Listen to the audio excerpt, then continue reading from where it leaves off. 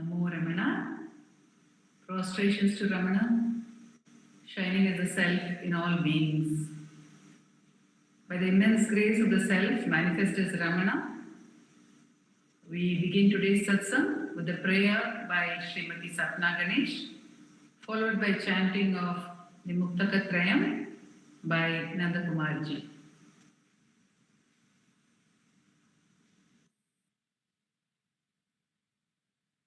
दक्षिणामूर्तिसारम्भां शङ्कराचार्यमध्यमां रमणाचार्यपर्यन्तां वन्दे गुरुपरम्परां वन्दे गुरुपरम्परां वन्दे गुरुपरम्पराम् शुक्लाम्बरधरं विष्णुं शशिवर्णं चतुर्भुजं प्रसन्नवदनं ध्यायेत् सर्वविघ्नोपशान्तये आङ्गिकं भुवनं यस्य वाचिकं सर्ववाङ्मयम् आहार्यं चन्द्रतारादि तं नमः सात्विकं शिवम् ॐ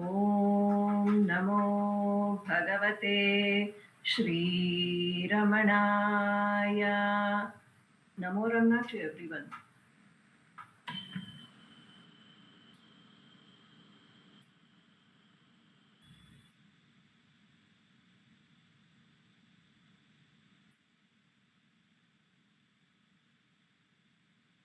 एकं अक्षरं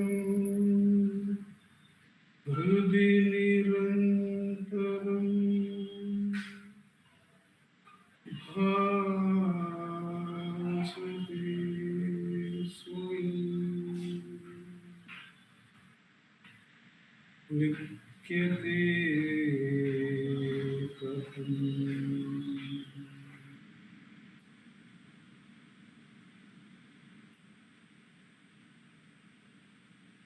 हृदयकुहरमध्ये केवलं ब्रह्ममात्रम् ह्यहमहमिति साक्षात् आत्मरूपेण भाति. हृदि विषमनसा स्वं चिन्वता मज्जता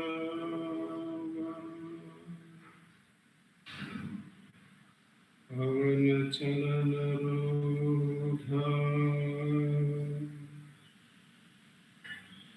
आत्मनिष्ठो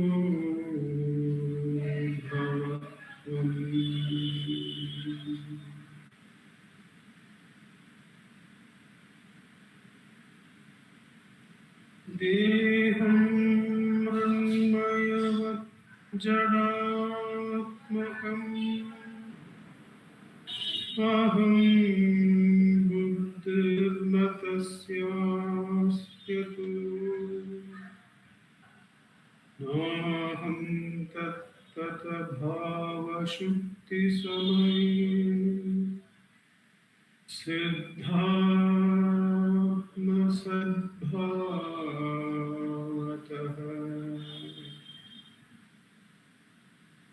ओहं भावयुतः कुतो वदधिया दृष्टात्मनिष्ठात्मना सोहं स्तुतितया अरुणाचल शिवः पूर्णो विभाति स्वयं.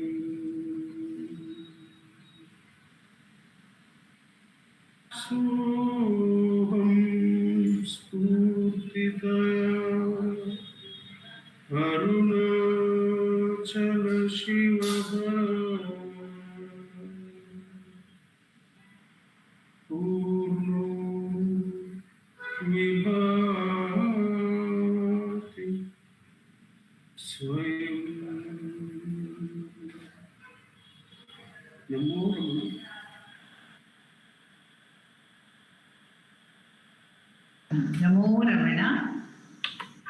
We continue the Satsangh with the chanting of verses from Upadesha Saram by Srimati Ashwini Balaji and Kumari Uma Shripati.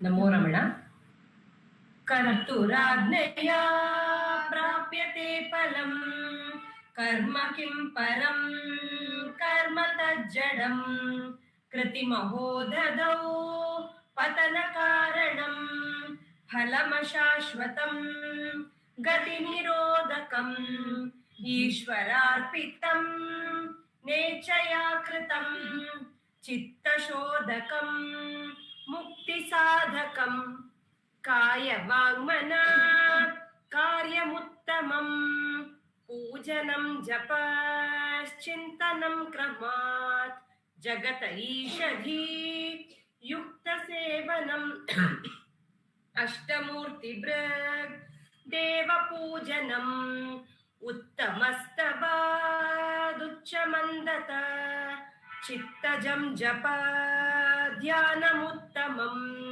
आज्यधारया स्रोतसा समम् सरलचिन्तनं विरलतः परम् भेदभावनात् सोऽहमित्यसौ भावनाविदा पावनीमता भावशून्यसद्भावसुस्थिति भावना बलात् भक्तिरुत्तमा हृत्स्थले मना स्वस्थता क्रिया भक्ति योग बोधाश्च निश्चितम्. नमो रमण. Namo Ramana. We continue today's satsang with the offering of Ramananjali music. The first will be by Srimati V. Radha. She will be accompanied by Vallabh. The second offering will be by Srimati Pratibha Sundaresh.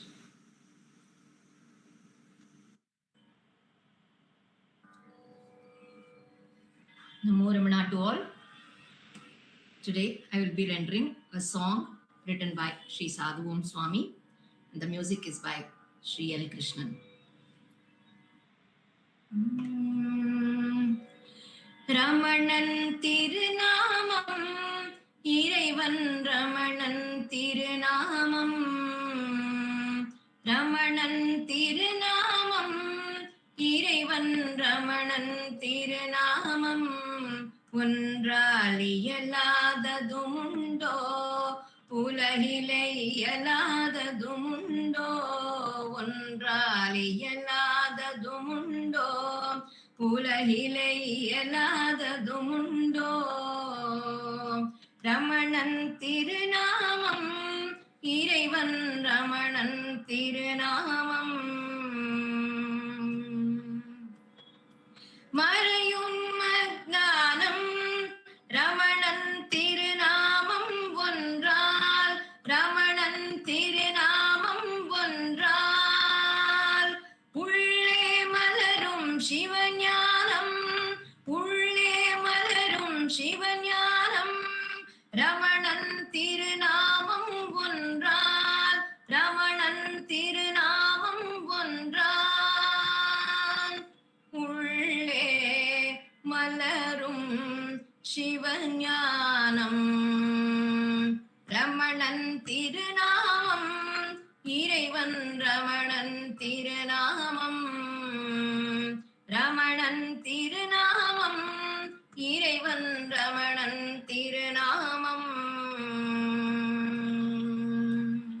நிறையும் அருளன்பும் ரமணன் திருநாமம் ஒன்றால் ரமணன் திருநாமம் ஒன்றால் வாழ்வில் நிலவும் பேரின்பம் ரமணன் திருநாமம் ஒன்றால் ரமணன் திருநாமம் ஒன்றால் வாழ்வில் நிலவும் பேரின்பம் ரமணன் திருநாமம் இறைவன் ரமணன் திருநாமம் ஒன்றால் இயலாததுமுண்டோ உல உலகிலே இயலாததுண்டோ ரமணன் திருநாமம் இறைவன் ரமணன் திருநாமம் உணர்வாய்து போதே ரமணா மறவாதே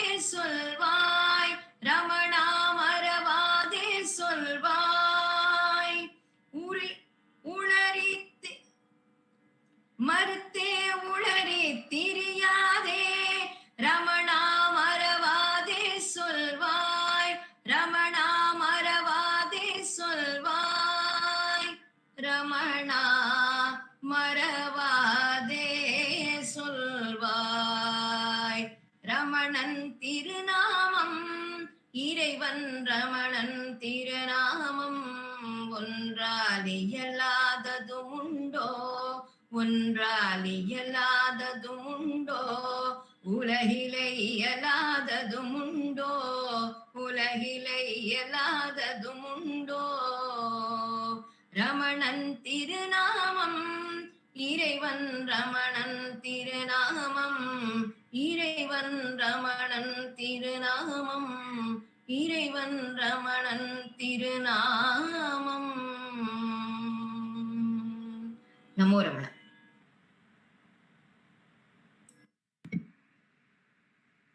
Om Namo Bhagavate Sri Ramanaya. This is a composition of Sri Sadhu Om.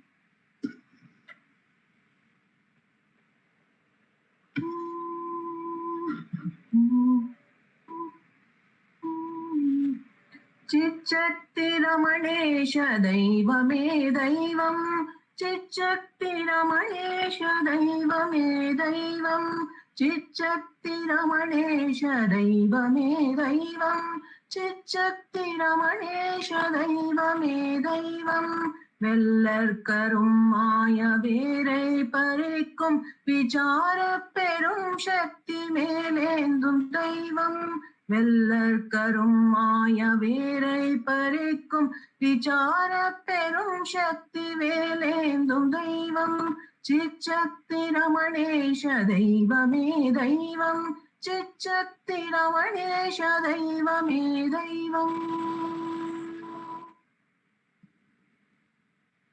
கண் கண்ட தெய்வம் கதிக்கான தெய்வம் கலங்காத தீரம் கணித்தாளும் தெய்வம் கண் கண்ட தெய்வம் கதிக்கான தெய்வம் கலங்காத தீரம் கணித்தாளும் தெய்வம் தொல்லத்தகாதென்றனை கொண்ட தெய்வம் தனக்கே பணி கொண்டனை தாங்கும் தெய்வம் தள்ளத்தகாதென்றனை கொண்ட தெய்வம் தனக்கே பணி கொண்டனை தாங்கும் தெய்வம் சிச்சக்தி ரமணேஷ தெய்வமே தெய்வம் சிச்சக்தி ரமணேஷ தெய்வமே தெய்வம்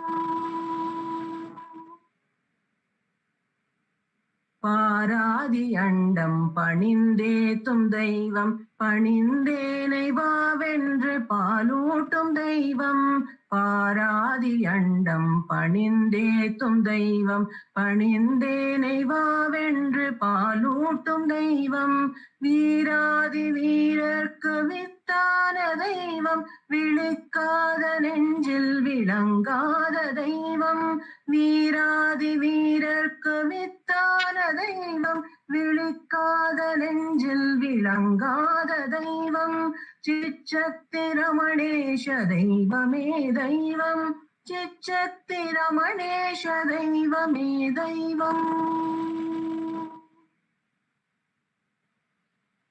எட்டும் தெரிந்தோர்க்கும் எட்டாத தெய்வம் எல்லா பற்றும் விட்டோர் கெளித்தான தெய்வம் எட்டும் தெரிந்தோர்க்கும் எட்டாத தெய்வம் எல்லா பற்றும் விட்டோர் கெளித்தான தெய்வம் நினைத்து துதிப்போரின் பக்தி பெருக்கில் செக்கெத்தி திக்கும் சிதானந்த தெய்வம் நினைத்து துதிப்போரின் பக்தி பெருக்கில் செக்கெத்தி திக்கும் சிதானந்த தெய்வம் சிச்சக்தி ரமணேஷ தெய்வமே தெய்வம் சிச்சக்தி ரம रमणेश दैवमे दैवं चिच्चक्ति रमणेश दैवमे दैवं चिच्चक्ति रमणेश दैवमे दैवं दैवमे दैवं दैवमे दैवं दैवमे दैवम्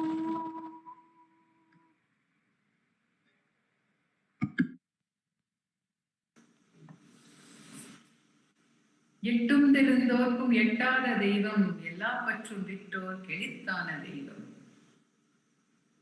Sadhu Swami says that he is unreachable even to one who has all the Ashtasiddhis, but to one who has left everything out of love for him. And in the next two lines he says, "Inethu tudipporin bhakti perukil," in that devotion, in the flood of devotion of those who are thinking about him and singing about him, Shikkit Tidikkum Chidananda Devam. In that, he allows himself to be caught, to be bound by the joy of that singing of his name with love. So we go ahead to the next two songs, next two offerings. The next one will be by Sarthi Krishna and Jai Shri Ram Krishna, and that will be followed by Ramananjali musical offering by Revathi Shankar.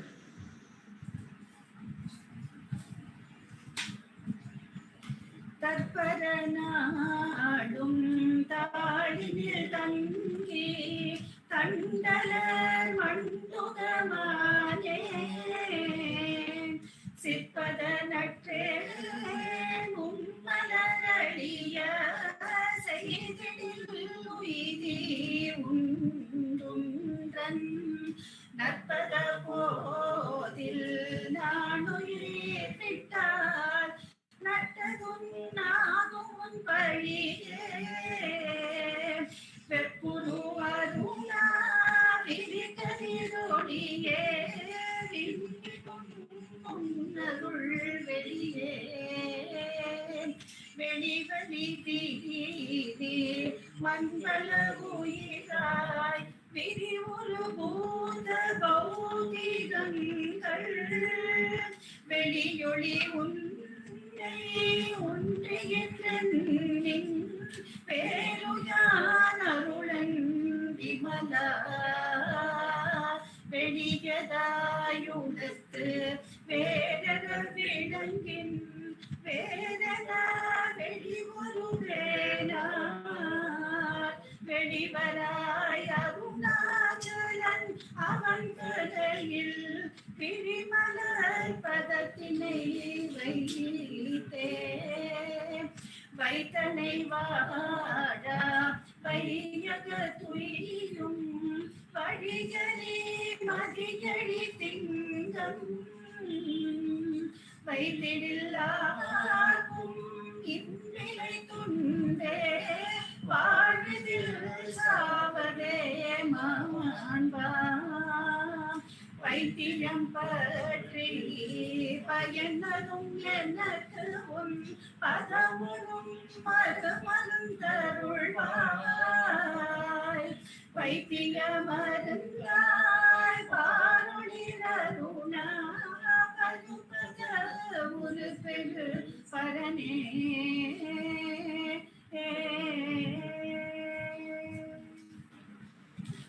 ஓம் நமோ பகவதே Sri Om Namo Bhagavate Sri Ramanaya. We are meditating on the Ramana Suprabhatam written by Swami Shantananda from Vasishta Gufa, who then stayed at Ramanashramam. We are going into the fourth verse of this Ramana Suprabhatam.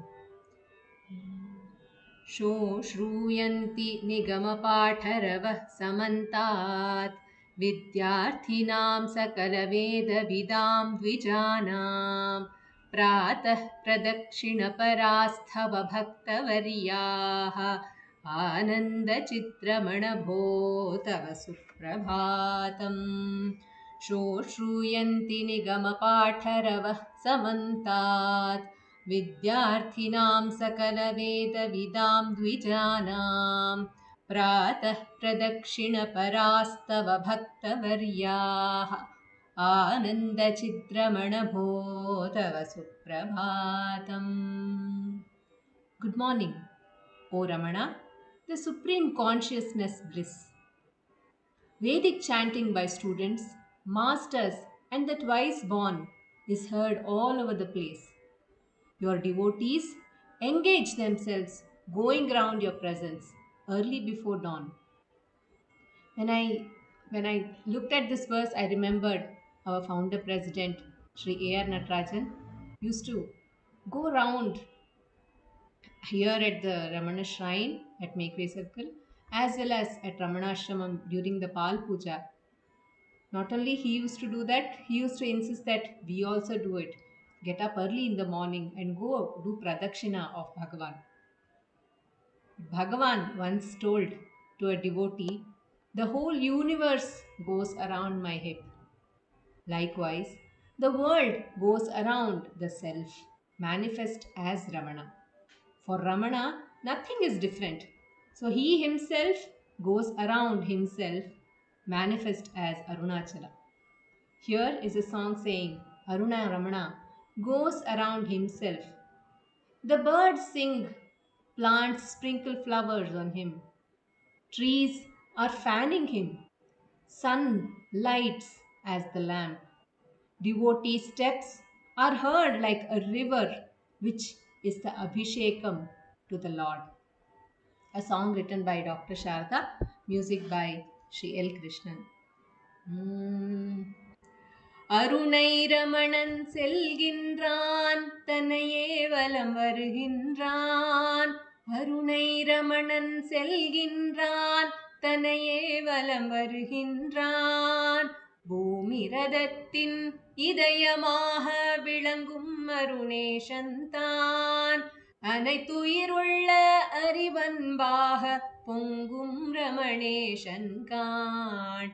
பூமி ரதத்தின் இதயமாக விளங்கும் ரமணேசன்தான். அனைத்துயிருள்ள அறிவன்பாக பொங்கும் ரமணேசன் காண். அருணை ரமணன் செல்கின்றான் தன்னையே வலம் வருகின்றான். 100,000 அடியார் அருணாச்சலத்தை வலம் வருகின்றார். 100,000 அடியார் அருணாச்சலத்தை வலம் வருகின்றார். அவர் இதயமாக ஒளிரும் ரமணன் தன்னையே வலம் வருகின்றான். அவர் இதயமாக ஒளிரும் ரமணன் தன்னையே வலம் வருகின்றான். அருணை ரமணன் செல்கின்றான் தன்னையே வலம் வருகின்றான். சல சல சல சல அடியார் காலடி ஓசையாராய் ஓடுதே. சல சல சல சல அடியார் காலடி ஓசை ஆராய் ஓடுதே. விமல ரமணனின் ஒளிமேனி மீது அபிஷேகமாக பொழிகிறதே. விமல ரமணனின் ஒளிமேனி மீது அபிஷேகமாக பொழிகிறதே. அருணை ரமணன் செல்கின்றான் தன்னையே வலம் வருகின்றான். அருணை ரமணன் செல்கின்றான் தன்னையே வலம் வருகின்றான். பறவைகள் பாமலர் பாடி செடியும் கொடியும் பூமலர் தூவுதே. பறவைகள் பாமலர் பாடி கொடியும் செடியும் பூமலர் தூவுதே. மரங்களும் சாமரம் வீசியதே. சூரிய தீபம் ஒளிர்கிறதே. மரங்களும் சாமரம் வீசியதே. சூரிய தீபம் ஒழிகிறதே. அருணை ரமணன் செல்கின்றான் தன்னையே வலம் வருகின்றான். அருணை ரமணன் செல்கின்றான் தன்னையே வலம் வருகின்றான். அருணாச்சல சிவ அருணாச்சல சிவ அருணாச்சல சிவ ரமணா. அருணாச்சல சிவ அருணாச்சல சிவ கோஷம் எங்கும் ஒலிக்க ஒலிக்குதே. அருணாச்சல சிவ கோஷம் எங்கும் ஒலிக்குதே. மரணம் நீங்கும் தருணம் இதுவே, மானிட ஜன்மம் பலிக்குதே. மரணம் நீங்கும் தருணம் இதுவே, மானிட ஜன்மம் பலிக்குதே. அருணை ரமணன் செல்கின்றான், தன்னையே வலம் வருகின்றான். அருணை ரமணன் செல்கின்றான், தன்னையே வலம் வருகின்றான். அருணாச்சல சிவ அருணாச்சல சிவ அருணாச்சல சிவ ரமணா. அருணாச்சல சிவ அருணாச்சல சிவ அருணாச்சல சிவ ரமணா. அருணாச்சல சிவ அருணாச்சல சிவ அருணாச்சல சிவ ரமணா. அருணாச்சல சிவ அருணாச்சல சிவ அருணாச்சல சிவ ரமணா. நமோ Ramana. Namo Ramana. We continue the satsang with a reading and sharing by Nandakumarji.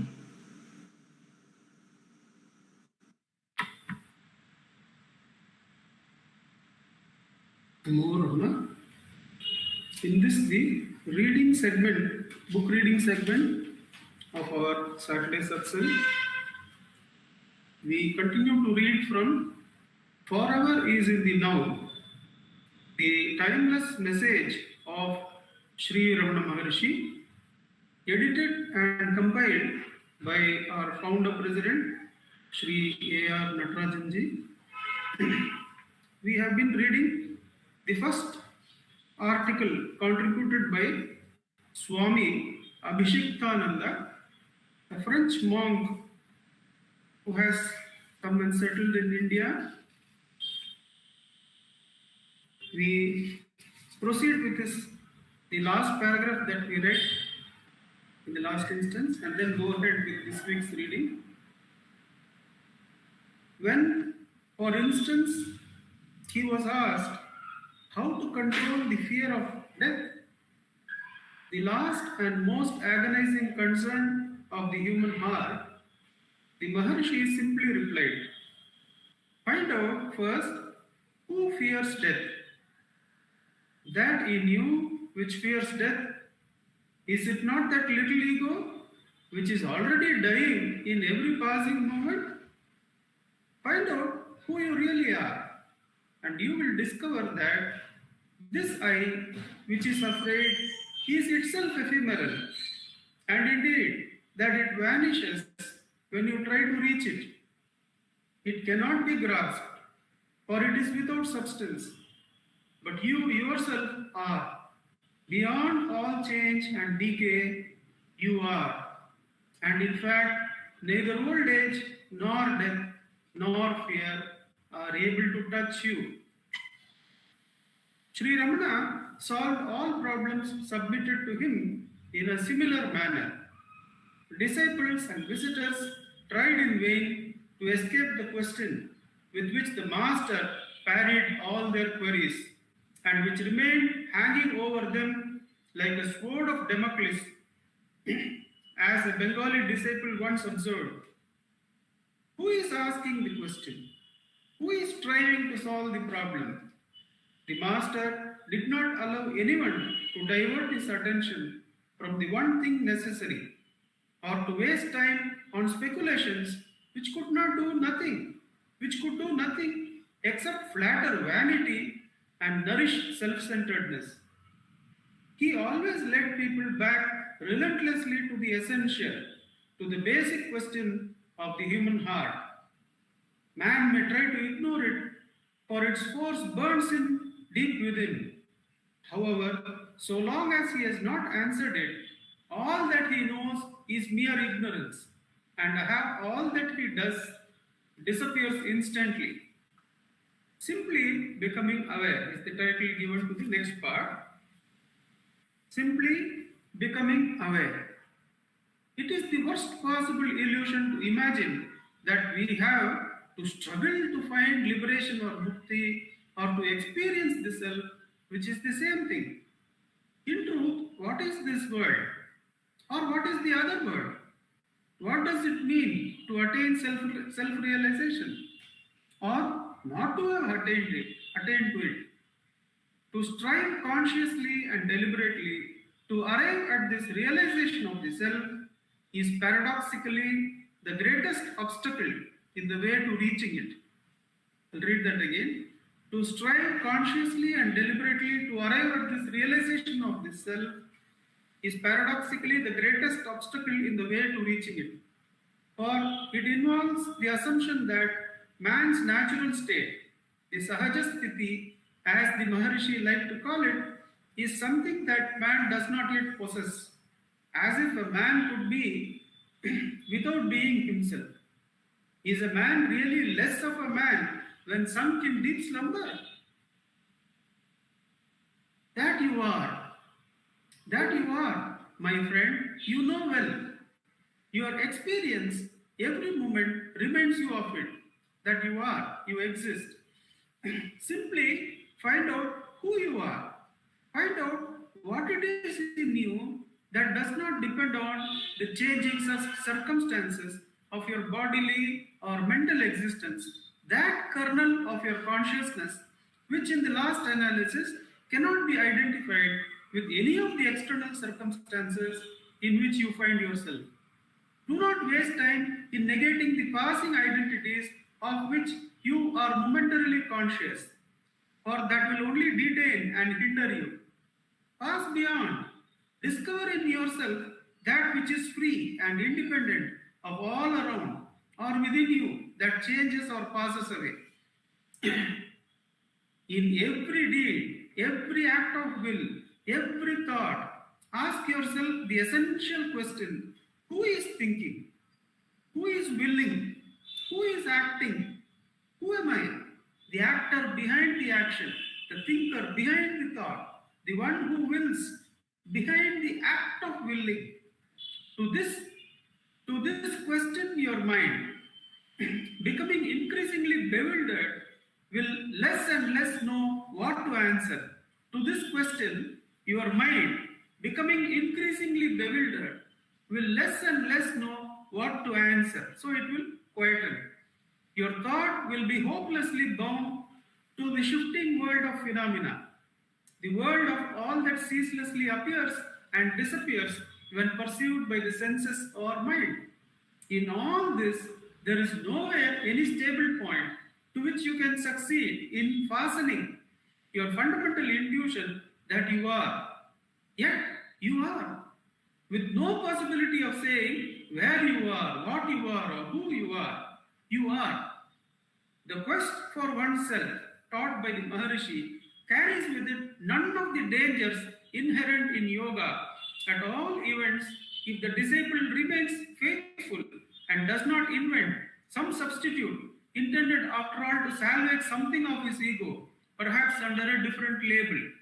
So if we stick to Bhagavan's simple teachings, that should be enough, says the Swamiji. Unless we try to discover some bypass or side route, which will only be a fattening of the ego. This method leaves no place for subconscious transference or for inflation of the ego. It is through and through a method of relaxation, of detachment, of flight towards what is inward and authentic. It allows no attention to oneself. At one and the same time, it is liberating and supremely demanding. As the ascesis discipline, which is more radical than any other, it excludes even the slightest effort of a man's will towards a self-chosen goal. I will read that again. That seems to be one of the beautiful points which the Swamiji is giving us.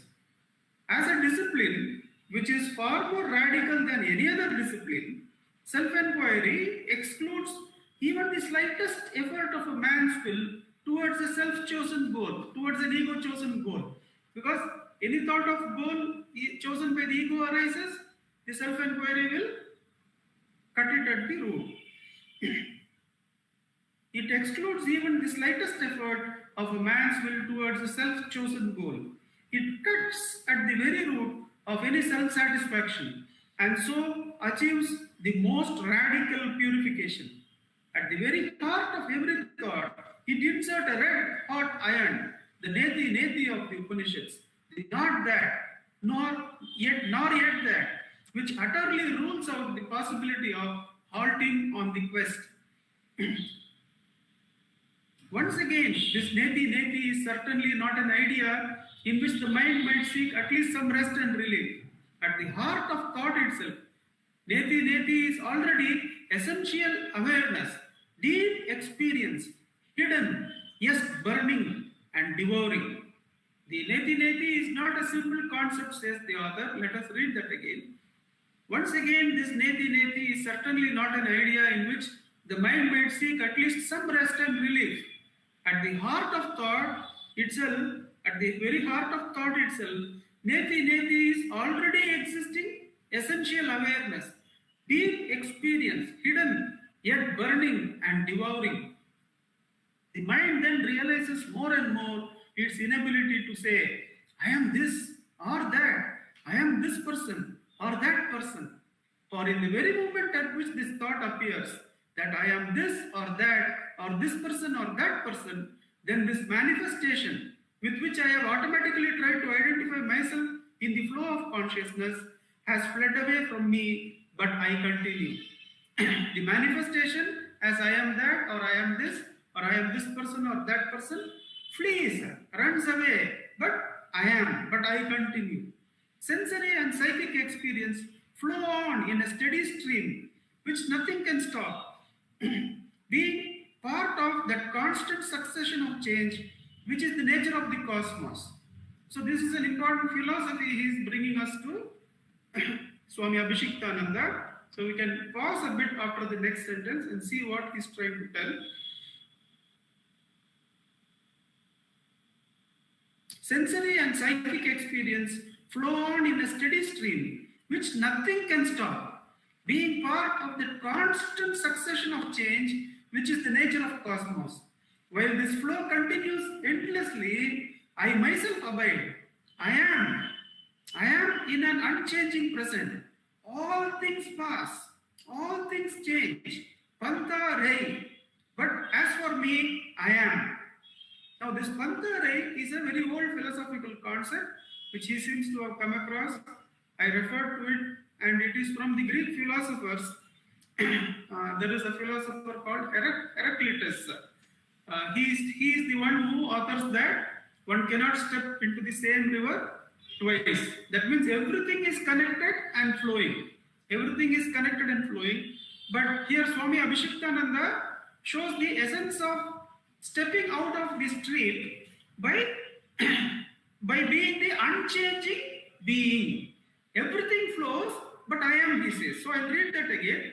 He connects with the earlier philosophy of continuous flow of life, but Abhishektananda Swami brings in the advantage of Bhagwan's teachings, but the being, the self, the I, remains the unchanged being. Let everything flow, but you are.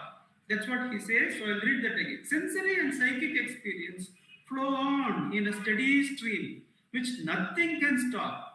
Being part of that constant succession of change, which is the nature of the cosmos. While this flow continues endlessly, I myself abide. I am in an unchanging present. All things pass. All things change. Pantare. Pantare is interpreted as everything flows. But for me, I am. What am I? Who am I? There is no answer except pure awareness that I am, transcending all thought. What am I?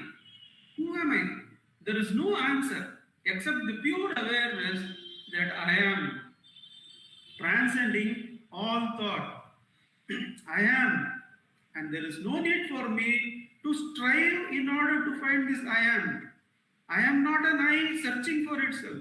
The Maharishi pointed this out very astutely when certain disciples sought by means of thought and reasoning to realize who they were, and thus engaged themselves in an endless pursuit of this elusive self. The search is endless because the self which is thought poses the problem of the self which thinks, and so on ad infinitum.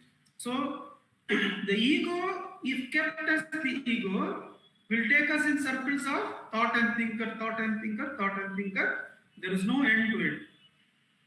But see how the Swamiji gives us a solution out of it. The search is endless because the self which is thought poses the problem of the self which thinks, and so on ad infinitum. All that a man has to do is simply to allow himself to be grasped by this light which springs up from within, but itself cannot be grasped.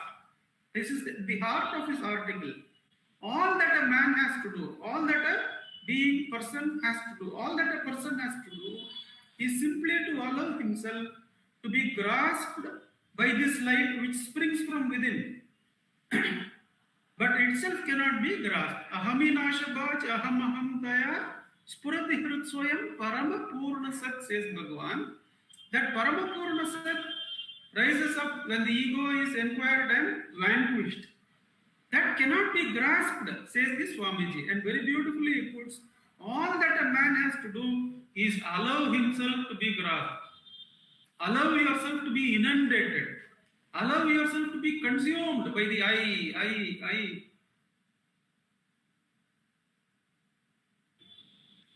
But the I cannot be grasped. We cannot hold the air in our hand. We cannot hold the ocean in our hand. Similarly, the ego cannot grasp the self, the I, Paramapurna Sat. But it can vanquish itself and remain still and allow that Paramapurna Sat to consume it.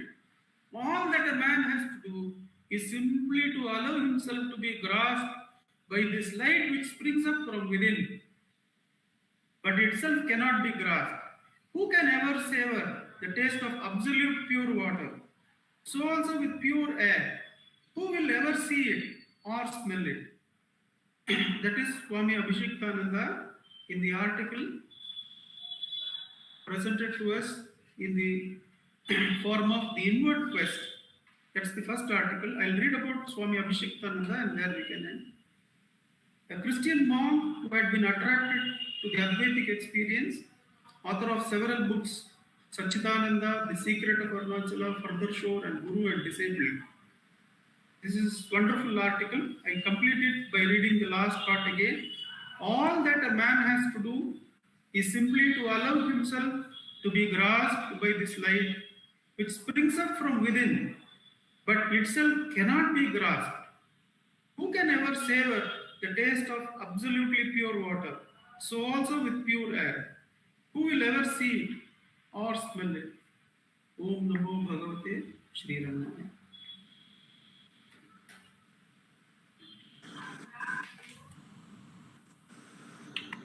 Namo Ramana.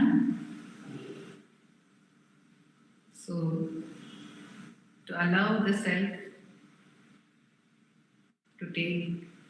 to rise up or to descend and swallow us through self-inquiry, which Swami Abhishektananda has said, burns every thought from its very heart, remaining at the very heart of the thought.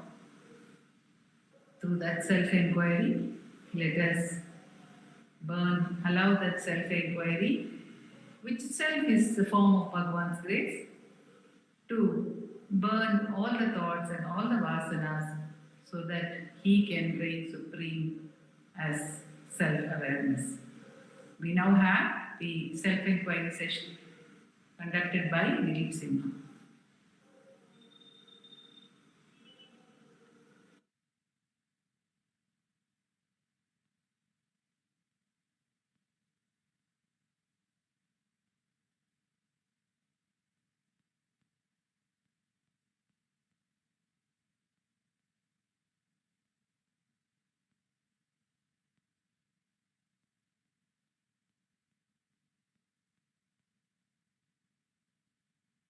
नमो रमण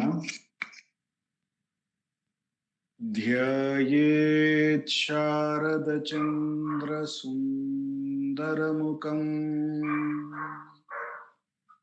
ताम्रारविन्देक्षणम् भक्ताभीष्टवराभयप्रदकरम् कौपीनमात्रोज्ज्वलम् स्वात्मानन्दरसानुभूतिविवशम् सर्वानवद्याङ्गकम् श्रीमन्तं श्रीरमणेश्वरं गुरुवरं योगासनाध्यासितं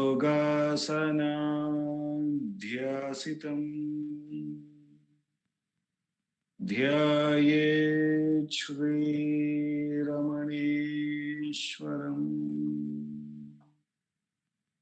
ध्यायेत् श्रीरमणेश्वरम्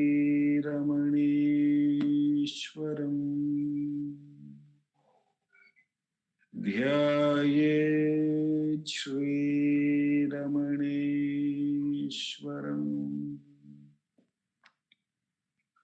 हृदयकुहरमध्ये केवलं ब्रह्ममात्रम् यहमहमिति साक्षातात्मरूपेण भाति हृदि विषमनसा स्वं चिन्वतामज्जताव पवनचलनरोधात् आत्मनिष्ठो भवत्वम्.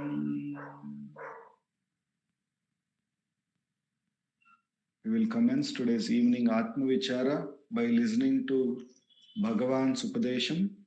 I'll be reading from Guru Vachaka Kovai from the chapter Meditation on the Truth. The topic is the truth of love, verse 652.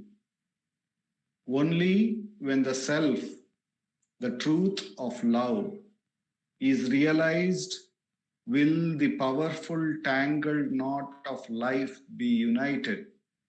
Only when the supremacy of love merges with you has the blessing of liberation been attained. This is the heart of all truth-declaring religions. Bhagavan, I'll read out Bhagavan giving some directions with respect to this verse from the letters from Sri Ramanashramam. Bhagavan, love itself is the actual form of God. If by saying, I do not love this, I do not love that, you reject all things, that which remains is Swarupa, that is innate self, that is pure bliss. Call it pure bliss, God, Atma, or what you will. That is devotion, that is realization, and that is everything. I'll repeat, love itself is the actual form of God. If by saying, I do not love this, I do not love that, you reject all things, that which remains is Swarupa, the innate self. That is pure bliss. Call it pure bliss, God, Atma, or whatever you will. That is devotion, that is realization, and that is everything. Then the questioner asks, the meaning of what you say now is that we should reject all outside things which are bad and also all those which are good and love God alone. Is it possible for anyone to reject everything, saying this is no good, that is no good, unless one experiences them? Bhagavan says, that is true. To reject the bad, you must love the good. In due course, that good also will appear to be an obstacle and will be rejected. Hence, you must necessarily first love what is good. That means you must first love and then reject the thing you love. If you thus reject everything, what remains is the self alone. That is real love. One who knows the secret of that love finds the world itself full of universal love. In Atma Vichara, Bhagavan says that we reject all the thoughts by inquiring to whom is this, by turning our attention away from the thought and by recognizing to whom is that. That is the rejection of whether it's a good thought or a bad thought. We reject it and get back to the one, the thinker, the I. And by inquiring who am I subsequently, we even reject the thinker and go to the source, or what we really refer to as the I, or the real substratum of the I, the self itself. And by repeatedly moving our attention from the good and bad to the one entity to whom all this good and bad appears, and from that one entity to whom this good and bad appears to its reality, to what is that we refer to as I. By the inquiry, who am I?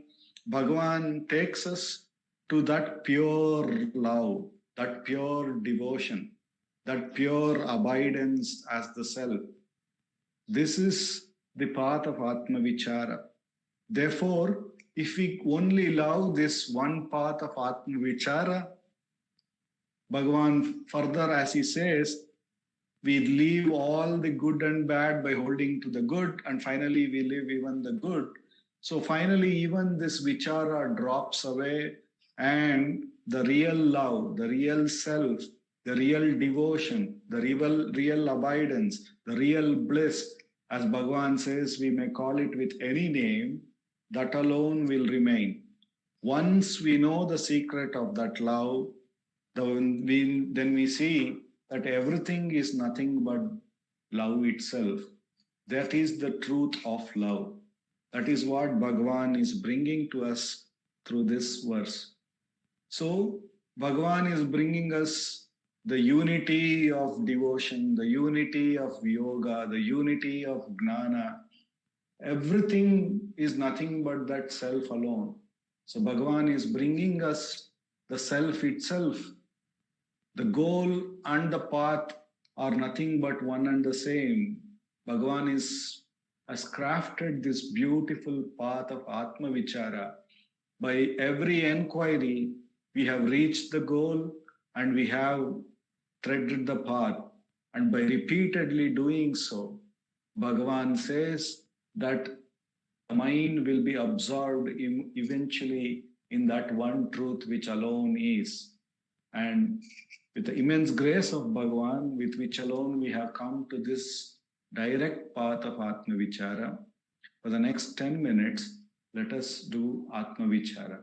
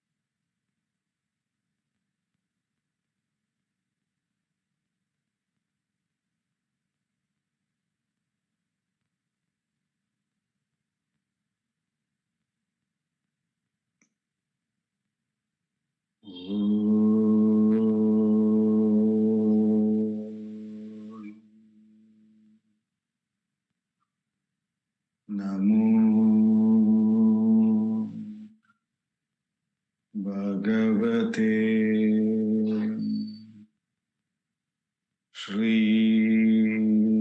Ramanaya.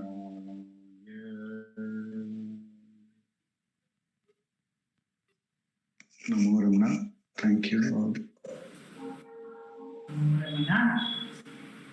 We continue the satsang with the sharing from Sri Venkatesh Deshpande on Adi Shankara's Hastamalaka, which has also been translated by Bhagavan into Tamil. This sharing by Sri Venkatesh Deshpande. Oh.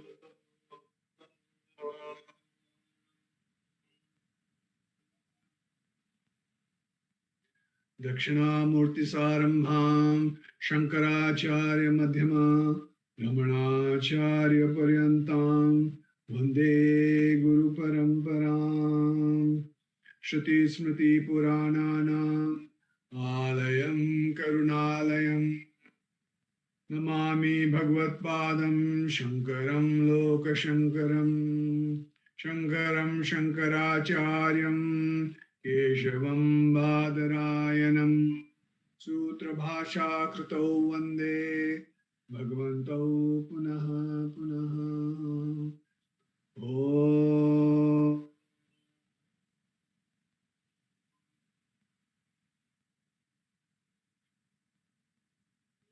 Doing Manana on Hastamalaka. So the purpose of Hastamalaka is to get Drida Aparoksha, direct knowledge of the self. Drida Aparoksha Jnanam is the firm abidance where you have absolutely no doubt. So Shankaracharya asked Hastamalaka various questions of who are you, child, whom you belong to, where are you going or heading, what is your name, and from where have you come. So answers to these questions are put in the verses in Hastamalaka.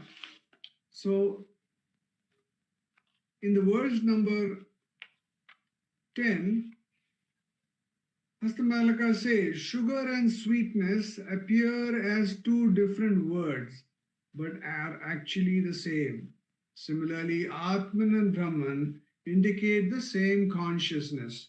Hastamalaka indicates that he is the same ever-existing Atman. If a doll made of salt takes a dip to measure the depth of the ocean, it is bound to get dissolved.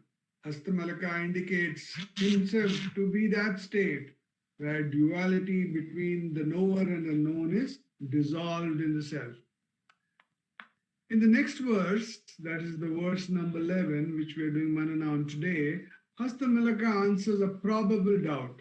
If the Atman is untouched by anything, then what about going to heaven or hell for gaining the fruits of good and bad actions, merits and demerits? If Atman is untouched by anything, then what about going to heaven or hell for gaining the fruits of good and bad actions, merits and demerits? So we will do Manana on the verse number 11. I request Sapna to kindly chant. Yes, sir. यथा सूर्य एकोऽप्स्वनेकश्चलासु स्थिरा स्वप्यनन्यद्विभाव्यस्वरूपः चलासु प्रभिन्नः सुधीष्वेक एव स नित्योपलब्धिस्वरूपोऽहमात्मा यथा सूर्य एकोऽप्स्वनेकश्चलासु स्थिरा स्वप्यनन्यद्विभाव्यस्वरूपः चलासु प्रभिन्नः सुधीष्वेक एव स नित्योपलब्धिस्वरूपोऽहमात्मा. Thank you, sir. Thank you, Sapna. Just as one sun reflected in unsteady water appears to be many, reflected in steady water, it appears steady. Similarly, in various intellects of different temperaments, that one Atman appears to be different. I am of the nature of that ever-existing Atman. Read this again. Just as one sun reflected in unsteady waters appears to be many. Reflected in steady water, it appears steady. Similarly, in various intellects of different temperaments, one Atman appears to be different. I am of the nature of that ever-existing Atman. So the sun is reflected in different water bodies like the well, the river, the pond, lake, and so on. Since the quality and state of water in all these are different, the reflections are also different. They may be steady, moving, bright, dull, clear, or dirty. But the sun above is one, and the same has neither fallen nor become wet. So in different intellects, the one consciousness reflected in different subtle bodies results in the formation of several individualities who act differently according to their own past impressions. They receive the fruits of their actions and become the doer enjoyer. The Atman remains unaffected. Unaffected by the reflecting media. Actually, the jiva also imagines his bondage to actions and fruits thereof. A pot filled with water is held under the sun. The reflected sun is seen in the water. Does that mean the sun is born in the pot? No, never. Now, whether the water from the pot is made dirty with cow dung or scented with kasturi, not only the sun in the sky, but also its reflection is unaffected. Only the water is really conditioned. In the same way, good and bad thoughts are in the mind. At the most, we can say that the mind is pure or dirty, but the Atman, reflection in the mind, and the jiva are untouched. Then who is really affected? This is the crux of the whole thing. Then who is really affected by merits and demerits? In fact, the Atman is Atman, the witness. So it is not affected. The one who has realized his true nature to be Atman is also not affected. Due to ignorance, those who consider themselves to be the doers and enjoyers face joys and sorrows. They find themselves in heaven or hell according to the merit or demerit of the action. The knowledge of the self, imagination of heaven or hell does not exist. I'll read this paragraph, very important, because many of us believe, oh, if we do bad deeds, we will go to hell. And we start looking downwards, and when we say if we are going to do good deeds, we look upwards and say, oh, we'll go up to heaven.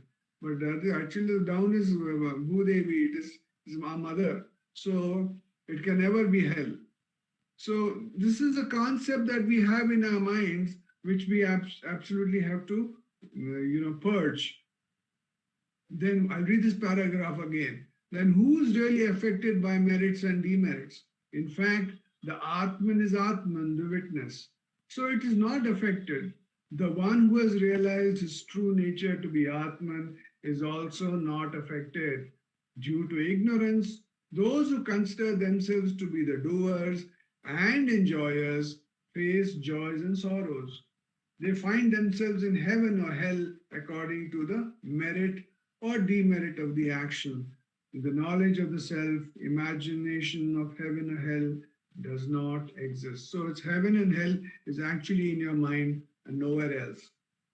Space occupies each and everything. All action takes place in space, but space remains untouched. It doesn't get wet due to rain or burnt due to fire. Then how can the self, which is subtler than space, get affected?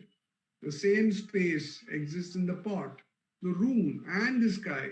When the pot is moved from inside to outside, can the space be brought outside? No, because the space was already there. The movement is of the pot, not for the space. From the standpoint of absolute reality, the differences of Jiva, Shiva, Dharma, Adharma, Papa, Punya are all just illusions created by the mind. From the standpoint of absolute reality, the differences of Jiva and Shiva, the Dharma, Adharma, Papa, Punya are all just illusions created by the mind. Astamalaka says, O Guru, I am of the nature of that Atman present everywhere, but always aware that I am beyond everything, untouched and unaffected. So this is the meaning of the verse number 11. But what happens? In the next verse he discusses, if the Atman is everywhere, then why are only few people like Shukacharya and Vamadeva considered to be liberated, while all others are in bondage? So this is the next typical question that comes up. If Atman is everywhere, then why are only few people who are realized, who are in jnana? Why the others are not? Why are the others in bondage? So that will be, by Bhagwan's grace, we'll take it up in the next week. Om Namo Bhagavate Sri Ramanaya. Namo Ramana.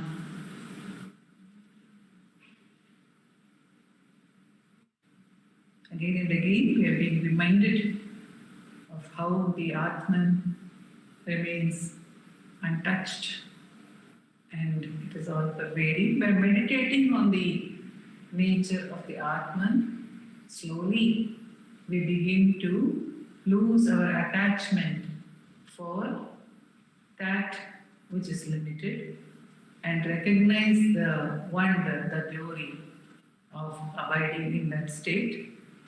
We continue to look at another of Bhagwan's translations, and this is verses from Devi Kalottara Jnana Vichara Padala, and the sharing will be by Dr. Kalarani Rangaswamy. Om Namo Bhagavate Sri Ramanaya. அருணாச்சலமென அகமே நினைப்பவர் அகத்தை வேறறுப்பாய் Arunachala. Namo Ramana to all. With the abundance grace of Bhagavan, we are meditating on Devi Kalotra Jnana Vichara Padalam, very kindly given to us by Bhagavan in Tamil.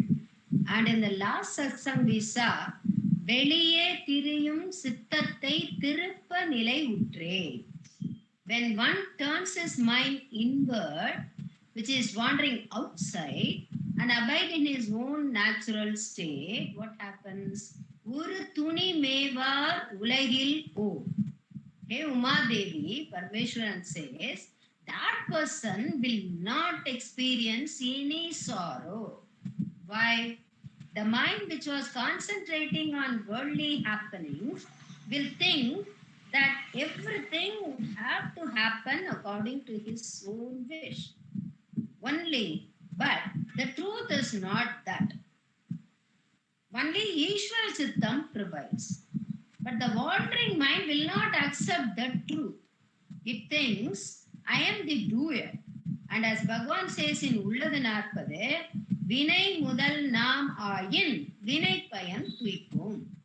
Till the body conscious is there, Kartratva Bhava will very well be present there.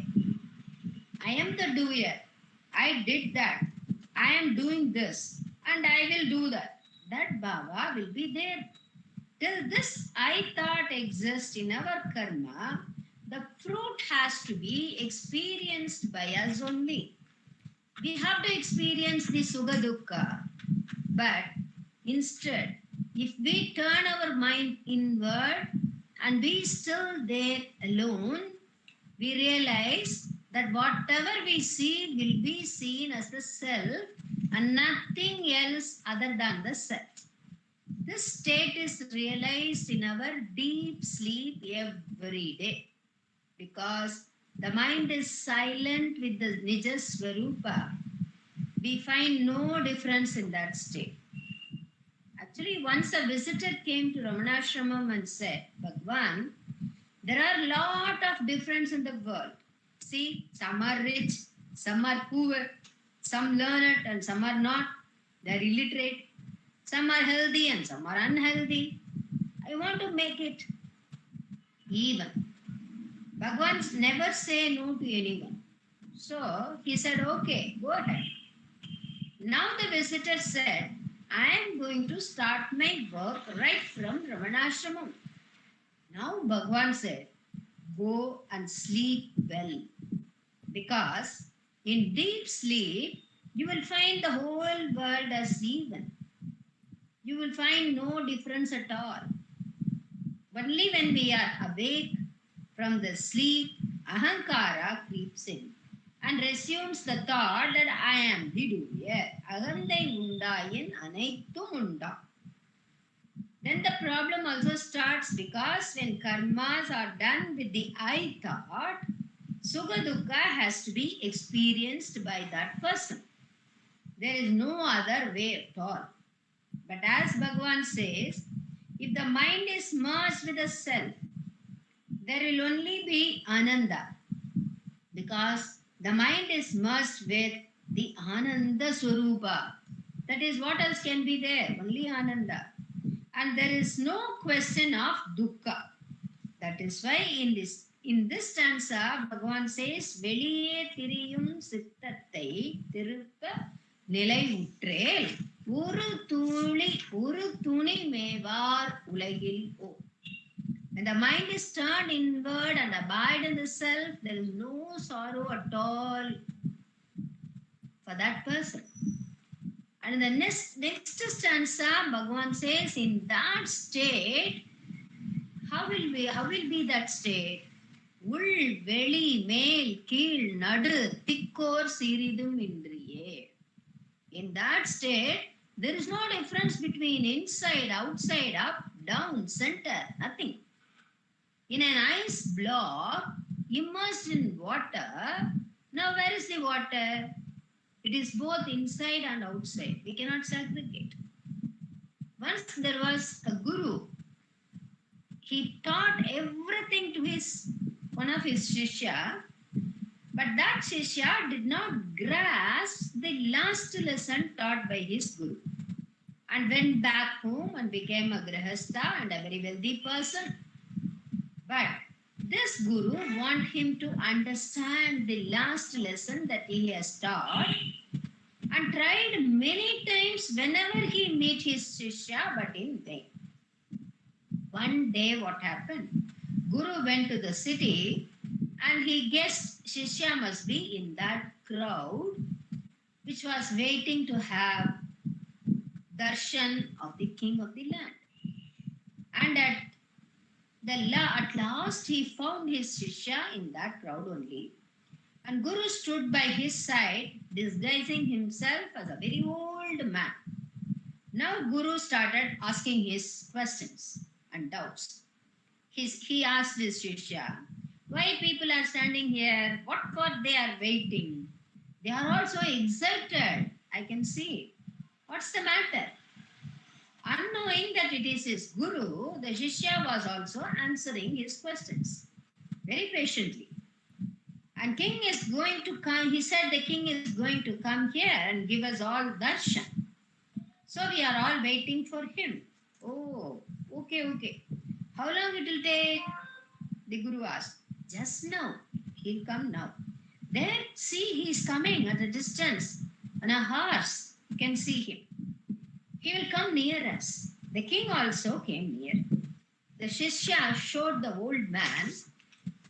The king is coming there. See. Oh, I cannot say anything. Why? See, he is riding on that horse. Why can't you see him? That is the king. The guru asked, where is the horse? And that you are telling, I don't understand anything. See that animal, can you see? That is the horse. Now you can please, then he was got disturbed. He said, please keep quiet. I want to have darshan of the king. Don't disturb me. Watch calmly. Only I can understand which is the horse and which is the king I can also watch, isn't it? Why don't you explain? Please don't get angry. Explain to me. Oh, the one that is down is the horse. And the person who is sitting on that, you see, up, that is the king. Now, can you please stop pestering me? Okay. But still, I have my doubts, son. Which is up and which is down? I don't find any difference. The Shishya got very angry. He pushed down the guru, who was disguised as an old man, and sat on him and said, "Now you are down and I am sitting on you, that is up." The guru now said, "Even now I don't understand which is up and which is down." At that juncture, the Shishya got jnana. Oh my God, what have I done? This is none other than my guru.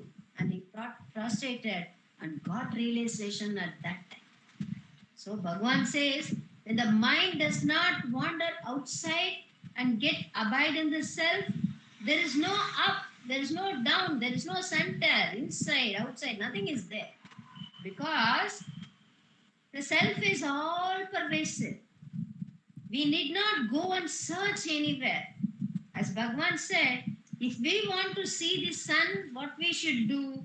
We have to just go outside, lift our head and see the sun. Instead of that, we need not travel a very long distance for seeing the sun. Likewise, self is present everywhere and always. It is always present. And in the waking state, deep state, and in the dream state, in all the state, self is present. Only because of that, we say, "Oh, I had a very good sleep today." So, self is beyond space and time. Only mind has the space and time. Om Namo Bhagavate Sri Ramana. Namo Ramana. Amaruna.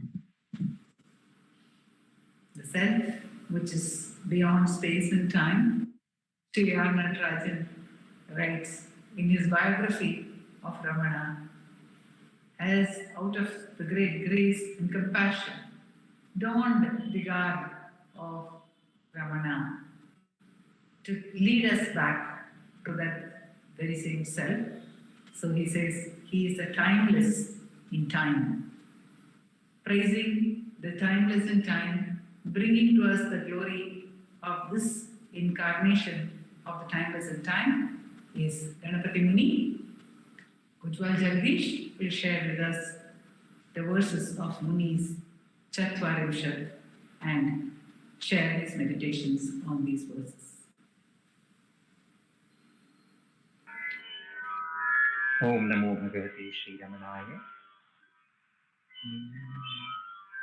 Ramanaya Loka Gurave Namaha. Ramanaya Loka Gurave Namaha.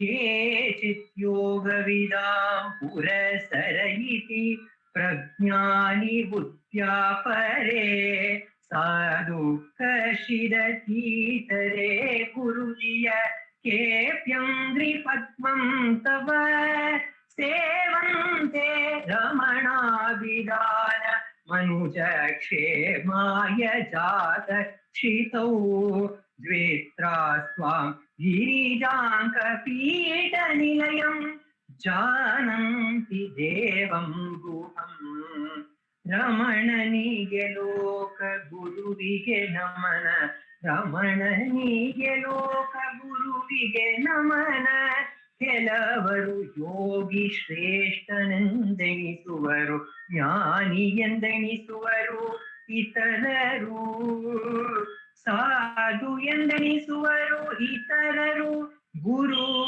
ಎಂದು ನಿನ್ನ ಪದ ಕಮಲವ ಸೇವಿಪರು ರಮಣಾಂಕಿತನೆ ಮನುಜ ಕ್ಷೇಮಕ್ಕೆ ಭುವಿಜಾತನೆ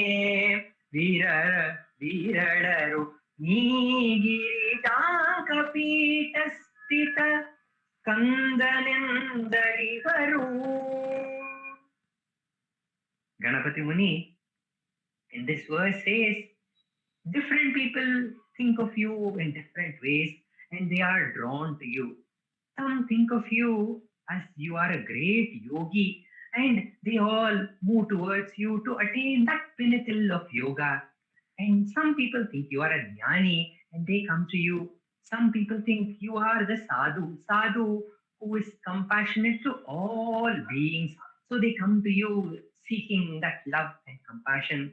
Some people think you as the guru and they come surrender to your lotus feet and they all serve your feet. O Ramana, who has been given this name Ramana, who is famous with his sweet name Ramana, but only very few of them understand who you really are. You are the one who is ever abiding on the pita of the lap of the mother. And who is that mother, Uma? She is none other than our own very self, that Chinmayi. You are ever shining in that pita of Mother Chinmayi, and you have come with the only purpose of bringing good and goodness and nobility to the whole mankind. You are that Guha, says Ganapati Muni. And Ganapati Muni, when he's talking about Ramana as a great yogi, we have great poets. Dr. Lakshminarayana Bhatta, translating the verses of Ganapati Muni, says, ಯೋಗ ಜೀವನದ ಎಲ್ಲ ಶಿಖರಗಳ ಏರಿ ಪೂರ್ಣತೆಯ ಪಡೆದವನೇ ತ್ಯಾಗ ಮಾಡಿ ನಾನೆನ್ನುವ ಭಾವವ ಚರಾಚರಗಳಲ್ಲಿ ಹೊಳೆವವನೇ. He says, you are the one, ಯೋಗ ಜೀವನದ ಎಲ್ಲ ಶಿಖರಗಳ ಏರಿ ಪೂರ್ಣತೆಯ ಪಡೆದವನೇ. You have found the fullness of all the yoga margas. You are that great yogi. And even C.N. Shastri says, Yogi Ramana Parama Guruve. You are a great yogi, O Ramana. And we have heard of stories that when Ramana was staying on the hill in Virupaksha cave and Skandashramam, there is a story that there was a mongoose which came and it went around and it sat on the lap of Ramana for some time, and then it disappeared again into the bushes of Arunachala. And when asked what was that, then Ramana told it would have been some great Mahatma who would have come to have darshan of me. And there is one more instance of the mongoose coming. It was the Jayanti day, and it was the day when the devotees were thronging the Skandashramam. And there was this beautiful golden mongoose. Mongoose are usually grey in color, but this mongoose was golden in color, and this did not have the black spots that is usually found in the mongoose. It did not have any spots in its tail, and this golden mongoose came running amidst the crowd of people. Usually mongoose are afraid of the human crowds, and they usually stay away from the human beings, but this golden mongoose was fearless, and it was coming in between the devotees, and the devotees thought maybe this is a tamed mongoose. Maybe one of the devotees' mongoose, a pet mongoose that he has brought with him, and it is coming with all of us. So they thought, and they all moved towards the Skandashram, and this mongoose entered the Virupaksha cave, and there Palani Swami was there, and Palani Swami, the caressed, he patted the mongoose, and as Palani Swami went up the hill to Skandashram, it followed Palani Swami, and then when it came to the presence of Ramana, it sat for some time on the lap of Ramana. And after that, it went around all the corners, nook and corners of the Skandashram, and after that, it disappeared. And when this was reported later, when this incident was being told, one of the devotees told with great excitement, "Oh, did a white with a golden mongoose come to the ashram? And why didn't you capture it? Why didn't you make it a pet mongoose in the ashram?" asked one of the devotees. And Ramana told, "Oh, what do you think that mongoose was? It was not any ordinary mongoose. It was the Arunagiri yogi himself who had come in that form of the mongoose and who came and blessed the whole ashram, and he came to serve the feet of Ramana himself. And Arunagiri Yogi and Ramana are no different, and they enjoyed this oneness, and it went back. Such is the glory of Yogi Ramana that Arunagiri Yogi himself came to have darshan of Ramana, we may say. And Ramana also agreed to this point. Yes, Arunagiri Yogi had come in the form of the mongoose. And when we wonder what is the highest pinnacle point of a yoga, the point that has to be attained through yoga is samadhi. And Ramana was ever in that samadhi, and his samadhi was sahaja samadhi. It was not the samadhi which one had to concentrate with closed eyes. We have the instance of the Hemachuda and Hemaleka, where the Hemachuda is experiencing that state of samadhi, closing his eyes, and the Hemaleka wakes him up, and he is very, very disturbed and says, "Oh Hemaleka, why did you wake me up? I was in that supreme state of samadhi and I was enjoying it." And then Hemaleka makes fun, ridicules that state, and he says, "What is the use of that state which gets disturbed by just opening of your eyelashes?" And Ramana was in that state which was undisturbed, that samadhi, that sahaja samadhi, which all the yogis are yearning to attain. And he was in that supreme state of supreme yoga, the Maha Yoga. So all the great yogis all around the world came to have the darshan of Ramana and to attain that sahaja samadhi sthiti. This reminds me of a bhajan written by Mirabai, where she says, "Yogi aaye yog karan ko, tap karne sannyasi, hari bhajan ko sadhu aaye, Vrindavan के वासी, प्रभु जी चाकर राखो जी, माने चाकर राखो जी." To Vrindavan, where Krishna was abiding, the yogis came to do yoga, the sadhus came to do tapasya, and the sannyasis came to do tapasya, and the sadhus came to sing the glory of Hari. Oh, everybody are enjoying your presence. Oh, Giridhari, why don't you also keep me at your service? Why don't you also give me some role, some little work that I deserve? So you think that I can do. Please keep me as your servant, sings Mirabai. And Ramana's compassion is such that he does not see any of these qualifications which Ganapati Muni is mentioning. You need not be a yogi, nor a sannyasi, nor a one who knows who is a jnani and who is not, nor a one who thinks of Ramana as a guru. You just are drawn to Ramana by his compassion, and he gives you an opportunity to serve his feet, and serving his feet which is shining within us as the self, and the Guru Ramana gives us an opportunity every moment to get back to that self, that feet of Ramana, and serve him in various ways that we can. Om Namo Bhagavate Shri Ramanaya.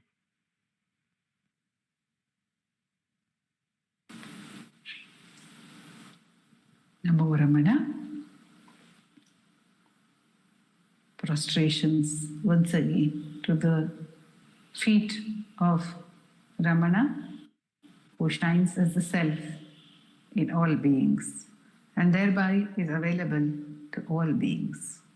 As Ujjwal Jagdish just concluded, saying that he is not available just to the yogis or to the seekers of truth. He is available to the devotees, he is available to those who sing his praise. He is available to even those, says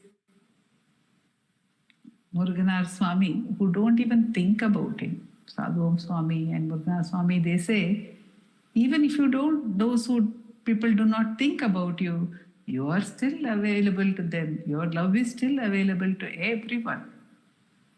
And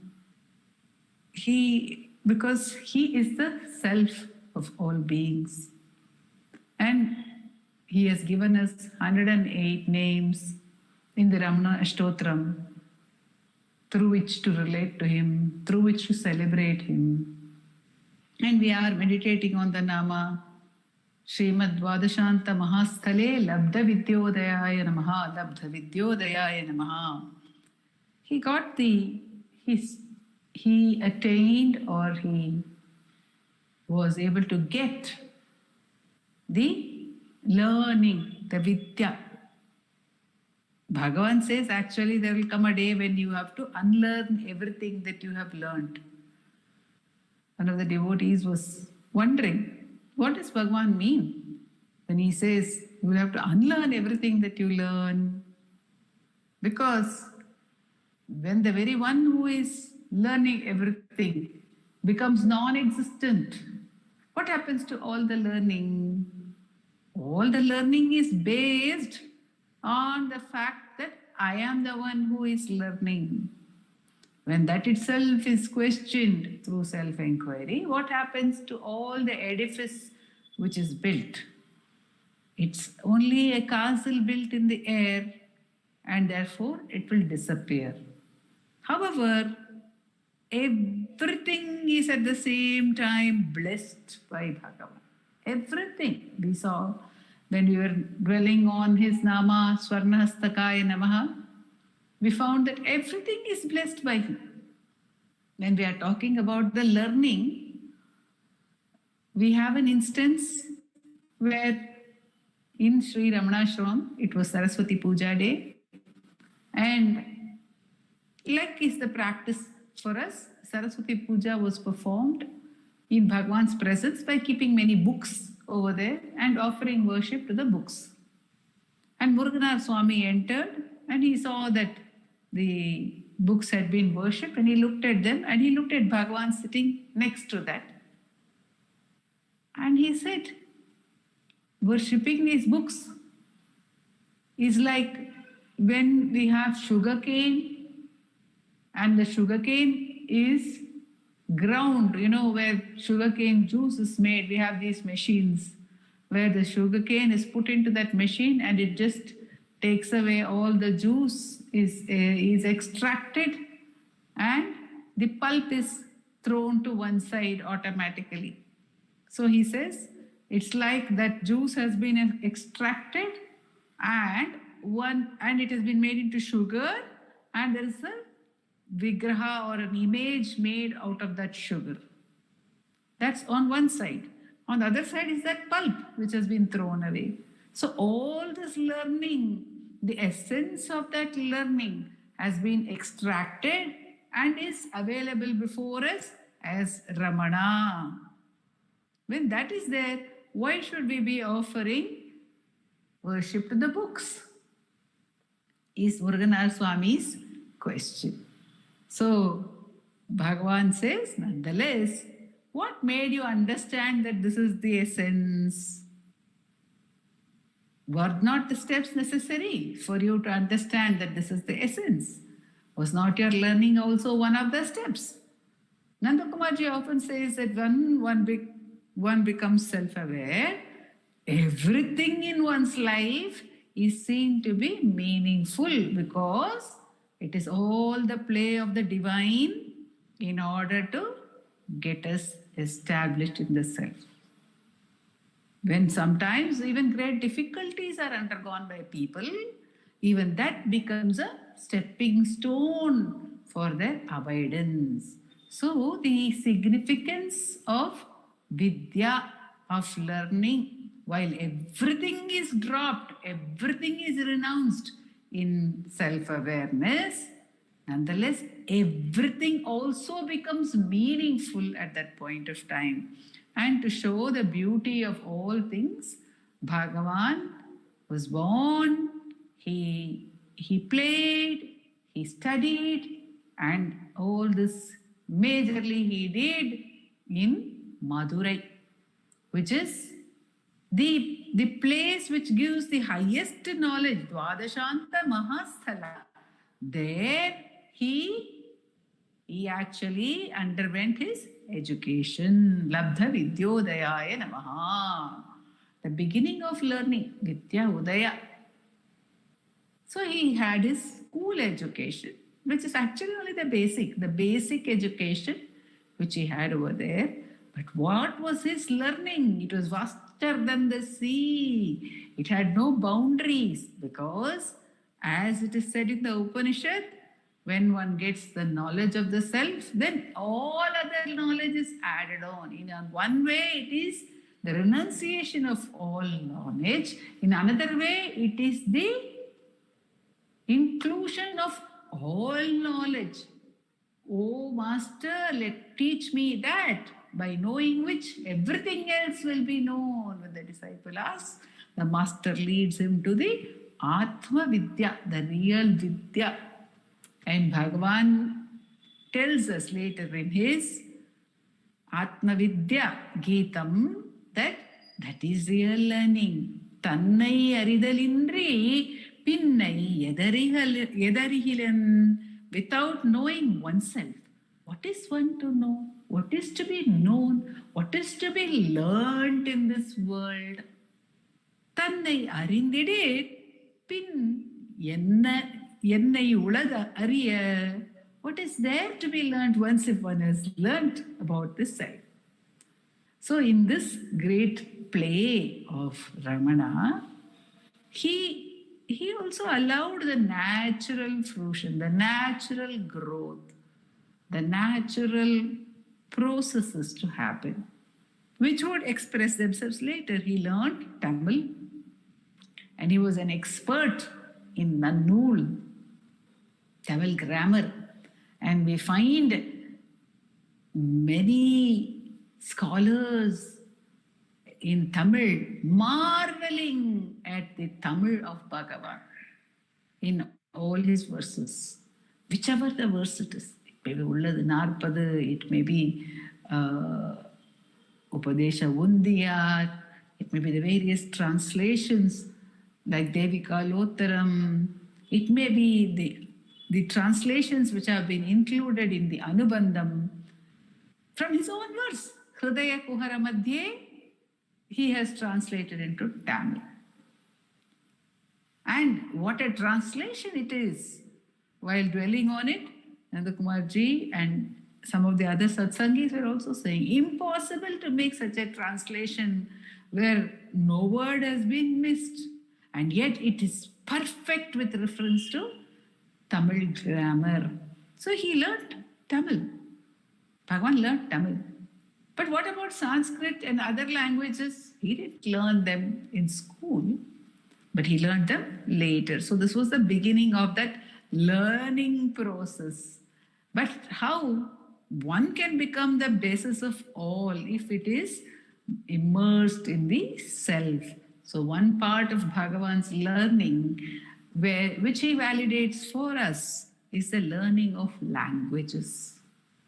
Languages are also our mothers. They are called, the language of our mother is called the mother tongue. The mother tongue. She is called a mother.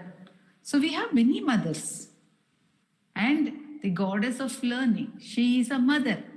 Learning is embodied as a goddess, as Saraswati. In our tradition, she is embodied as a goddess. So Bhagavan got from his mother Saraswati, he got many inputs when he was in Madurai, and he has validated all those inputs for us. The input of language, the input of whatever we get, whatever he gives to us in our school, in our college. And of course, there was the learning which comes through interaction with fellow beings, with peers. He learned from some friends the martial arts. He learned from another friend the fact. He was not taught that, but he learned it. He learned by the friendship of Sabjan, he learned that there is no difference between one religion and another. And that's what he told Sabjan. He took Sabjan with him to the Tiruppurankuntram Subramanya temple. And he said, Sabjan, all these differences between one god and another god are all man-made. God is only one. There's only one God. And how did he feel that? How did he learn that? If at all he learnt it, apart from the fact that he embodied that oneness, if at all he learnt it because of the love he must have felt from Sabjan. And in that love, in that natpu, Muruganar Swami says, Natpile Valvai Vaitai. In friendship, you have placed, or Ramana, you have placed life itself. That's what we see. We see in our friendship with people, we see in that love, which is the basis of friendship. Because every relationship which we have, whether it's between a parent and child, or a sibling, or between between spouses, the underlying basis is that natpu, it's that friendship.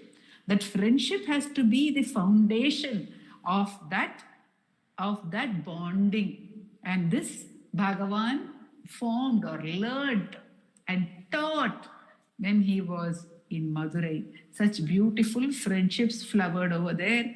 One was with Abdul Wahab Sabjan, another was with Rangan, two very good friends, but there were others like Narayana Swami. So there was the learning of friendship, the learning of camaraderie, the learning of naughtiness with them. When you're with friends, you have to be naughty. They would go out in the night, pretend that somebody was sleeping there, keep some pillows, put some bed sheets, so that the elders would not know, and be out sporting all night. And they realized with the vigor of youth, they learnt that day and night do not matter. What is said in the Bhagavad Gita, that the yogi, he actually is awake when the whole world sleeps. And that is what Bhagavan was, along with his brother. And these are some of the learnings which we share. The joy of these learnings Bhagavan has given to us to share and see and revel in. And understand that every learning is beautiful. Every learning is grace. Om Namo Bhagavate Sri Ramananjali. We have the chanting of verses from Arunachala Akshara Manamale by Srimati Radha and Vallabh.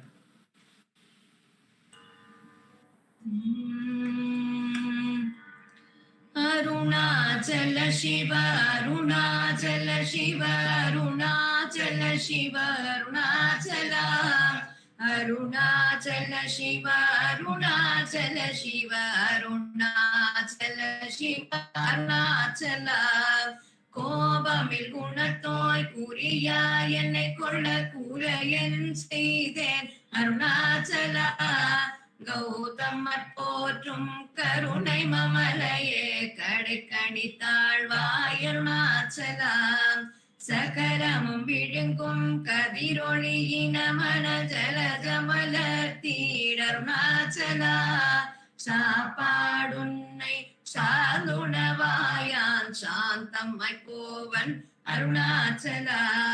சித்தம் குளிர கதிரஸ்தம் வைத்த முதவையை திர அருள்மதி அருணாச்சலா. சீரையடித்து நிர்வாணம செய்தருள் சீரையடித்தருள் அருணாச்சலா. சுகக்கடல் பொங்க சொல்லுணர்வடங்க சும்மா பொருந்திடங்க அருணாச்சலா. சூது செய்தென்னை சோதி அதினி உன் ஜோதி ஒரு காட்டருணாச்சலா.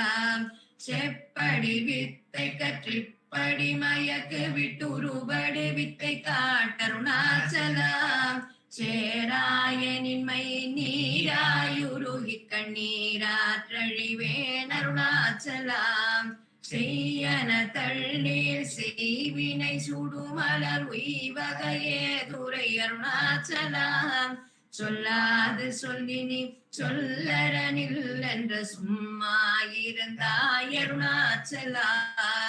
अरुणाचल शिव अरुणाचल शिव अरुणाचल शिव अरुणाचल अरुणाचल शिव अरुणाचल शिव अरुणाचल शिव अरुणाचल अरुणाचल शिव अरुणाचल शिव अरुणाचल शिव अरुणाचल अरुणाचल शिव अरुणाचल शिव अरुणाचल शिव अरुणाचल अरुणाचल शिव अरुणाचल शिव अरुणाचल शिव अरुणाचल अरुणाचल शिव अरुणाचल अरुणाचल शिव अरुणाचल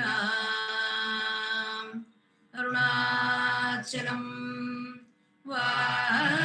வாழி அன்பர்களும் வாழி அக்ஷரமண மாலை வாழி நமோ Ramana. Namo Ramana. We conclude today's satsang with the Ashtotra Puja to Bhagavan performed at Dilip's altar, and it will be chanted by Vaibhavji and Prarthana and Ashwini and Uma. The concluding Aarti song will be by Revathi Shankar.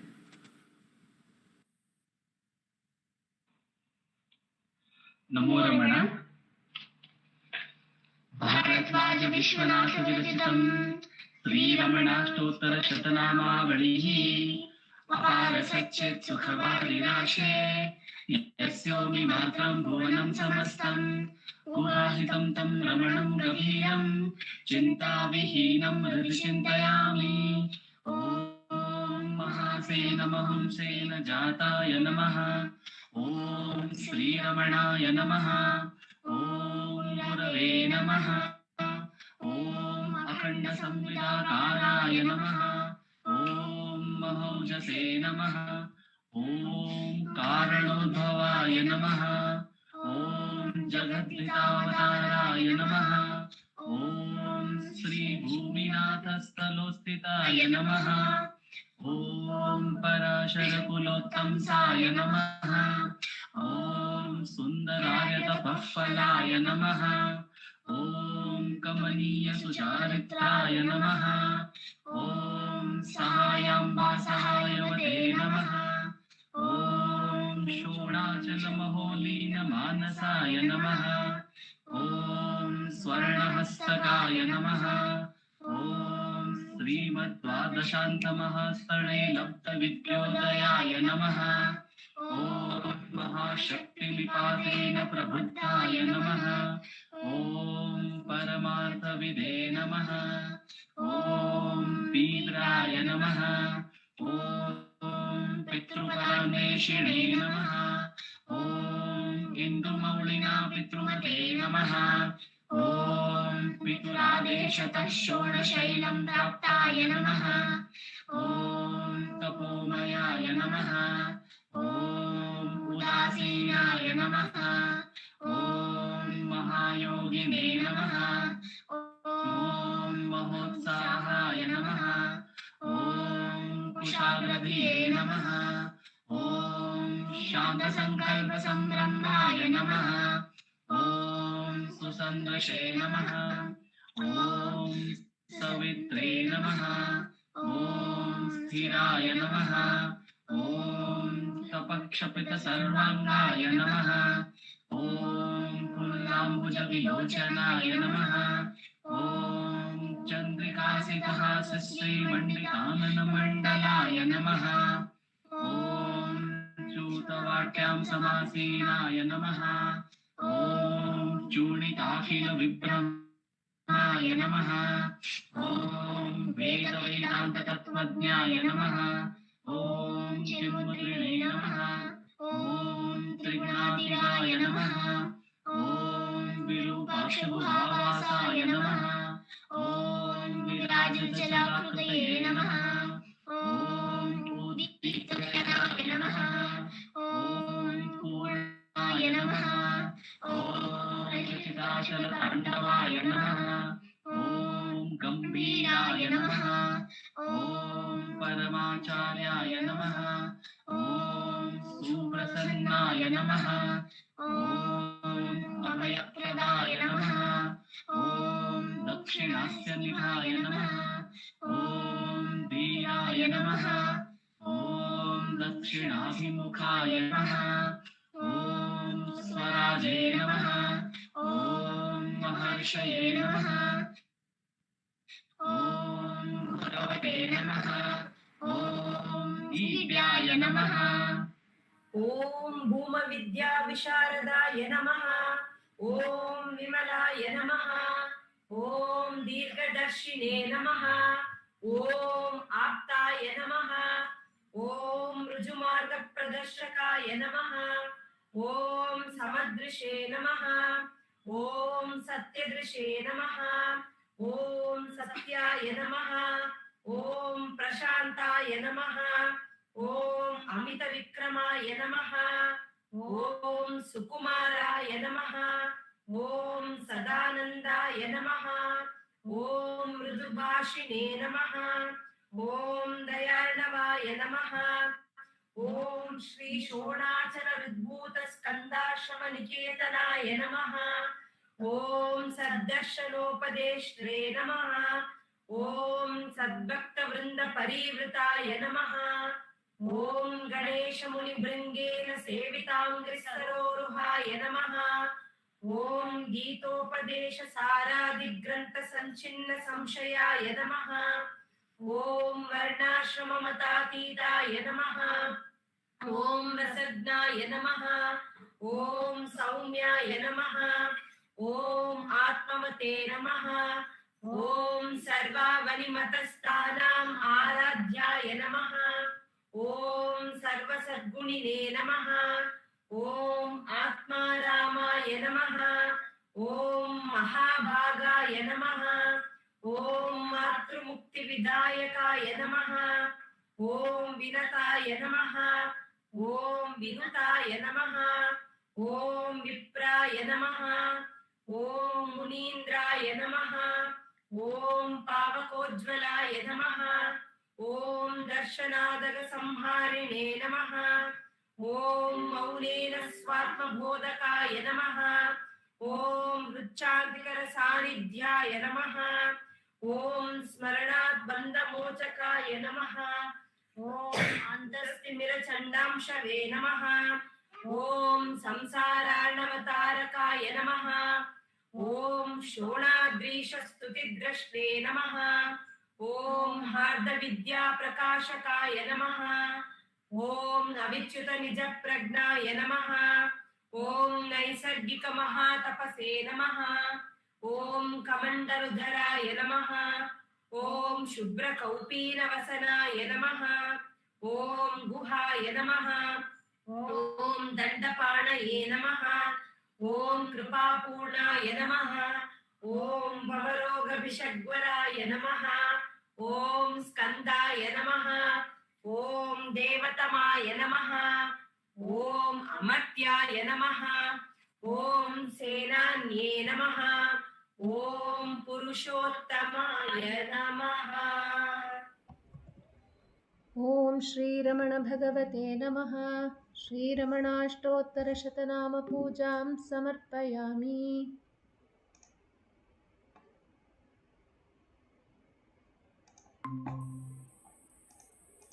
यस्थाणोररुणाचलस्य पदयोः स्मृत्या जनिं प्राप्यत दिव्यानुग्रहसुप्रवाहविवशस्तादात्म्यभावं गतः हृन्निष्ठस्वगभीरनित्यतपसा लोकान् पुनास्येकराट् तस्मै श्रीरमणाय ते नम इदं लोकोत्तरज्योतिषे।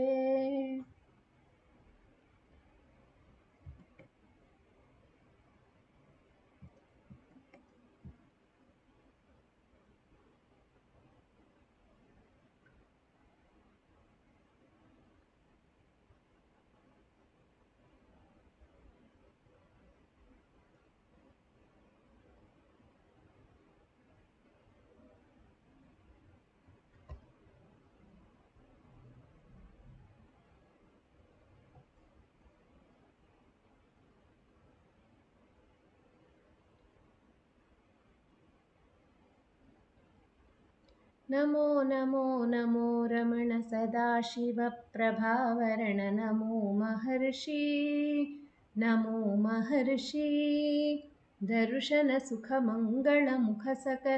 दर्शनसुखमङ्गलमुखसकलजीवहितसम्मुख ब्रह्मसङ्गिये सदा तुष्ट सदा हृष्ट सदा शिवानन्दपुष्ट परममहर्षि ब्रह्मनिष्ठ समदर्शी नमो नमो नमो रमण सदाशिवप्रभावरण नमो महर्षि नमो महर्षि ನಮ್ಮ ಮನವದೊಂದು ಕಾಡು ನೀನರಿತಿಹೆ ಅದರ ಜಾಡು ಹಿತವನರಿತು ನೀಡುತ್ತೆಮ್ಮ ಕೊರೆಯ ತಣಿಸಲೈ ಬೇಡಲೆಂದು ಬಂದ ನಾವು ನೋಡಿಯೇ ತಣಿವೆವಯ್ಯ ಮೋಡಿಗಾರನೇ ಹಿತವ ನುಡಿದು ಪೊರೆ ನಮ್ಮನು ಬ್ರಹ್ಮ ಸಂಘಿಯೇ ನಮೋ ನಮೋ ನಮೋ ರಮಣ ಸದಾಶಿವ ಪ್ರಭಾವರಣ ನಮೋ ಮಹರ್ಷಿ ನಮೋ ಮಹರ್ಷಿ ನಮೋ ನಮೋ ನಮೋ ರಮಣ ಸದಾಶಿವ ಪ್ರಭಾವರಣ ನಮೋ ಮಹರ್ಷಿ ನಮೋ ಮಹರ್ಷಿ